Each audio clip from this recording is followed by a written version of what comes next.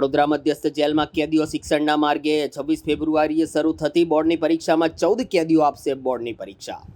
વડોદરાથી એક પ્રેરણાદાયી સમાચાર સામે આવ્યા છે, જ્યાં શહેરની મધ્યસ્થ જેલમાં સજા ભોગવી રહેલા કેદીઓ હવે શિક્ષણ તરફ આગળ વધી રહ્યા છે। આગામી 26 ફેબ્રુઆરીના રોજ બોર્ડની પરીક્ષાને ધ્યાનમાં રાખીને જેલ તંત્ર દ્વારા વિશેષ તૈયારીઓ હાથ ધરાઈ છે।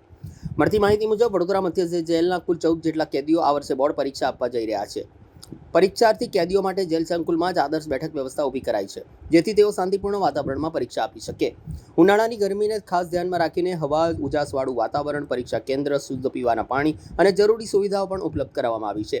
આ પરીક્ષા દરમિયાન કોઈ ગેરરીતિ ન થાય તે માટે જેલ તંત્ર દ્વારા કડક સુરક્ષા બંદોબસ્ત પણ ગોઠવવામાં આવ્યો છે। આ અંગે વધુ માહિતી જેલ અધિક્ષક ઉષા રાડાએ આપી હતી। વડોદરા મધ્યસ્થ જેલમાં 10મામાં ટોટલ 8 કેદીઓ છે અને 12મામાં 4 કેદીઓ છે અને દાહોદથી જે 2 કેદીઓ આવે છે, ટોટલ મળીને 14 કેદીઓ આખું 10મા 12માની એક્ઝામ આપી રહ્યા છે। અને જેલની જે વ્યવસ્થા છે એમાં એ લોકો જેલના શાંતિપૂર્ણ માહોલમાં એની એક્ઝામ સારી રીતે આપી શકે એ માટેની વ્યવસ્થા ઊભી કરવામાં આવી છે। પાણીની વ્યવસ્થા ઉનાળાની સિઝન છે કરવામાં આવી છે। જેલનું એક સુરક્ષિત વાતાવરણ એમને પૂરું પાડવામાં આવ્યું છે।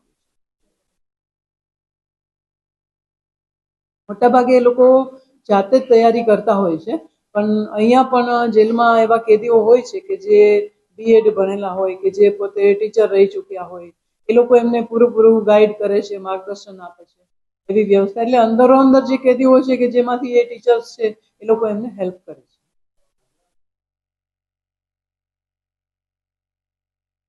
અમને દર વખતે અહીંયા કેદી ભાઈઓ માટે બેઠક વ્યવસ્થા આપવામાં આવે છે, એવી રીતે